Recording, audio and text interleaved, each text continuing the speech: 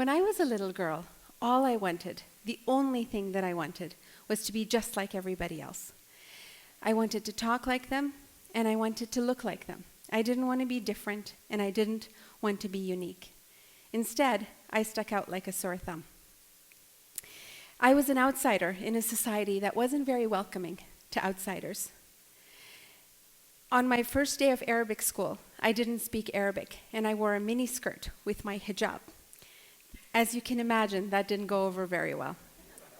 Nobody wanted to talk to that weird foreign girl who had come from Uganda with her family with only $7 that my dad had hidden in his shoes. I decided to change that. I learned how not only to become part of the tribe, but to lead it too. I learned how to build a brand without knowing what a brand was. My brand was smart. I was the only one who spoke English. And so I did all the cool kids' homework and helped them cheat on exams. My brand was rebellious. I got into trouble with the teachers doing the things that all the other kids wouldn't dare do, which meant that on most days, I had stinging palms from my headmaster's stick. But I gained their respect. My brand was successful. I got married at 17 to someone from one of the most prominent families in our country. We had 2,000 guests at our wedding. And among our many wedding presents were a whole bunch of goats. Then things changed. What was successful for me became not successful because we moved to Canada. And in moving to Canada, I was once again an outsider. I didn't have any credibility, and I didn't have a tribe to belong to. And I didn't have much confidence in myself. And my children were growing so fast and before my eyes and becoming Canadian in a society that I wasn't sure I knew how to contribute to. And so in my search for looking for something to do for myself, I found art school. Now, when I was a little girl, my mother, I would trace pictures and photographs, and my mother would frame them and put them up on the wall and tell me what a good artist I was. I believed her. Thanks, Mom. Try tracing anything in art school. You learn humility really fast. So I learned in art school that I did not know how to draw. I also discovered this department called visual communication. And in VC, they taught branding and marketing and advertising and design, and I fell headfirst in love. I loved how you could take something, anything, like me, ordinary, make it unique, and make it different, and make it stand out, and make it wanted, and coveted even. I loved how you could create a tribe and a following. Brands are amazing things. Brands give us identity.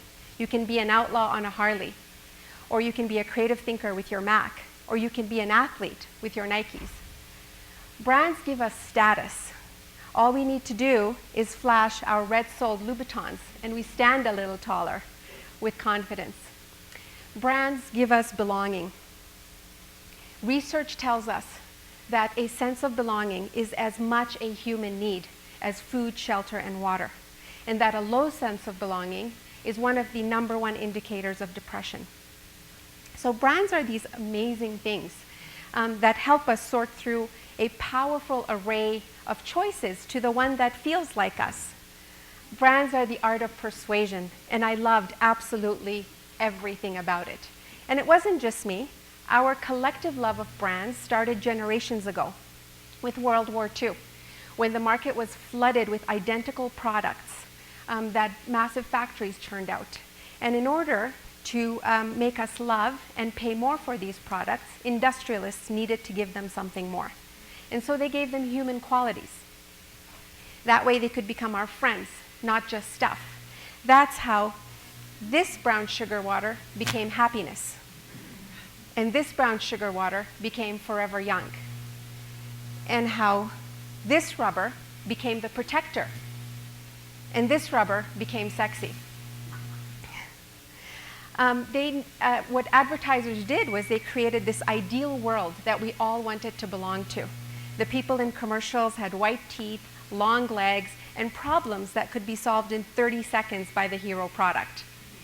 You want more prosperity, you want more happiness, you want better health, Smoke our brand of cigarettes. So that's how my love affair with brands started. And before long, I started my own agency. We did amazing work. I had an incredible team. And we became the #1 hottest agency in the city. And we won the most awards. I went from being the outsider to the ultimate insider. I dictated what was cool. I convinced people to buy what I wanted them to buy, and eat what I wanted them to eat, and go where I wanted them to go. And what happened with that, we also had an incredible website that said we build genuine and authentic brands. On our website, we told people what great work we did, and we did. We did absolutely fantastic work. And it was all absolute, complete horseshit. Brands are one thing and one thing only, a product that somebody is selling to you. It is not genuine, it is not authentic, it is not your friend. It is there to make money, period. And whether you can afford it or not, you want it. Research has told us that we do not create perfect lives by buying brands. In fact, 2 things happen.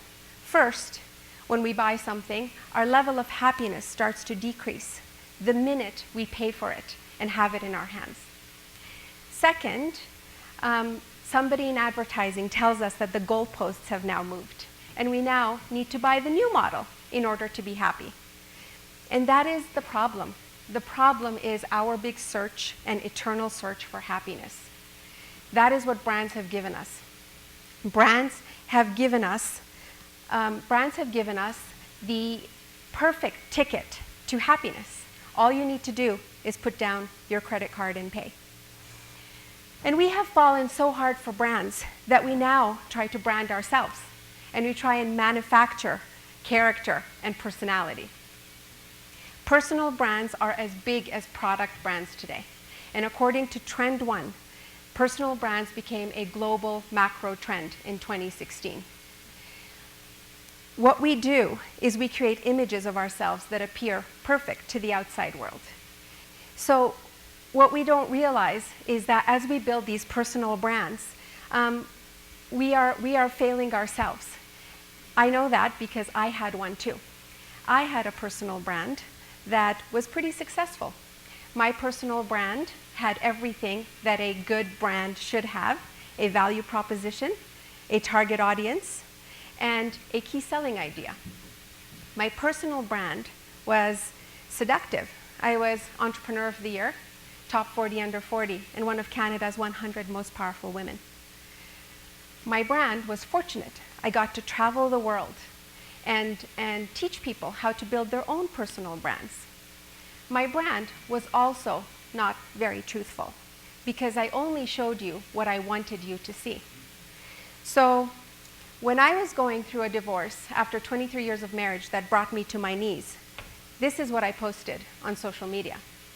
When I was buying out my business partner with money that I didn't have, this is what everybody saw. And when my city was devastated by a recession that was worse than any that we had ever seen, this is what I posted on social media. We all create images of ourselves that appear perfect to the outside world, sometimes to our inside world. We are no longer building our characters. We are telling our stories.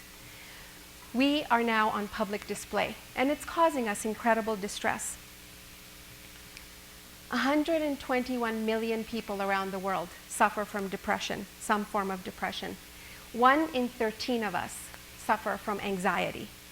Those are big numbers. And I haven't even started talking about debt. Debt is at $152 trillion globally. And what do we do with all this stuff that we buy and we put on our credit cards?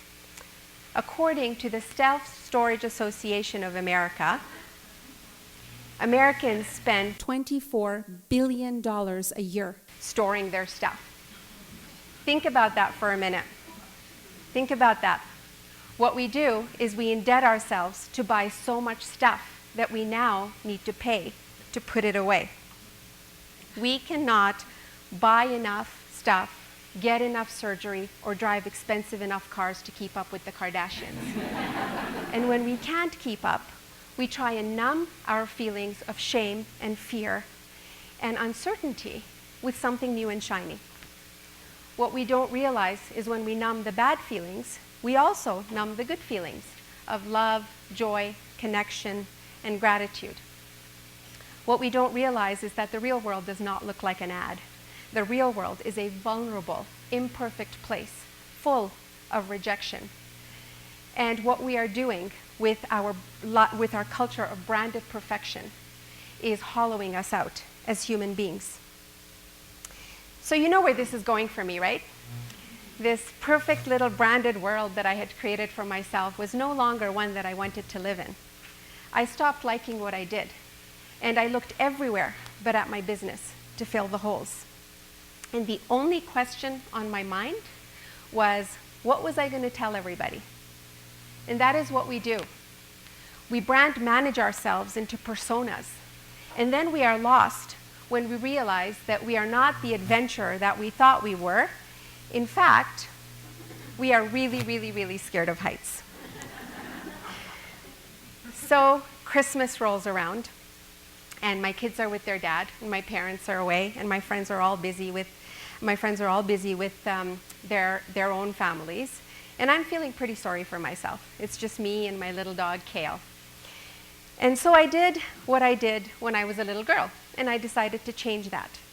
Only this time, I took the tool that I use when I build a brand, when I look at a product to understand it enough to build this brand. I took that tool and I applied it to myself. It's called the creative brief. And the creative brief, when we build a brand, is the marching orders to the creative team, if you will. It's the Bible for them to understand this product in order to sell it. So what we do is we look at what it does, why it exists, why it's there, what's its purpose, who's its target audience, what does it look like on a shelf.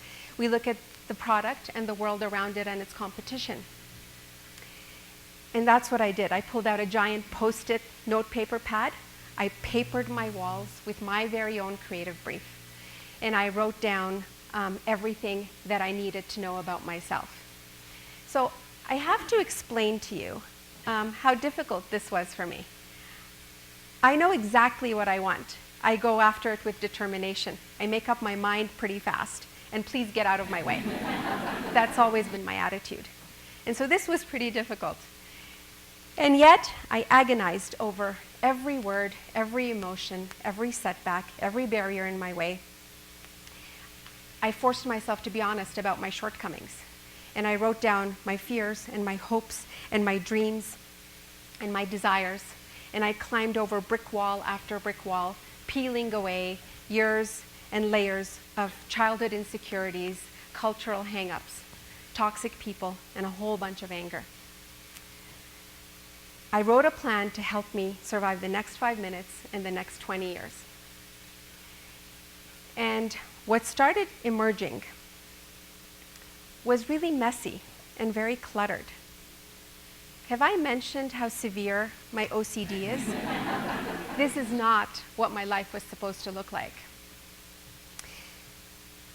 However, after weeks of work, I finally emerged, and I was still standing, only more vulnerable, less demanding, less perfect, more carefree, more me. And a feeling of calm washed over me. I realized that I don't need to throw away everything that I own. That was really exciting. It is not brands that are bad. It was my connection and to brands that needed to be rewired. I realized that the person that I am today is the same person that got me here. It is not all bad. Don't throw any of it away. I found pride in where I came from instead of finding shame. And I looked inside myself for the confidence that I needed. And most importantly, I realized that we are not meant to have it all. Let me say that again. We are not meant to have it all. Happiness is not an eternal state of being. It is a fleeting emotion, just like any other emotion. Don't let the ads lie to you. We are meant to be sad at times. We are meant to be unhappy at times. We are meant to be lonely at times. We are not meant to be fulfilled at all times. We are supposed to make mistakes and bad decisions. We are supposed to feel uncertainty and fear, because it is those things and those things only that teach us to be strong and courageous and brave and confident. And when we do experience feelings of love, joy, gratitude, happiness, and connection, then we appreciate them more, and we are more grateful for them, and we cherish them that much more. So have I found all my answers? Some, but I don't think that I'm supposed to. However, I do know this: my brand has finally found a place of belonging, only to realize that it was there all along. Thank you for your time.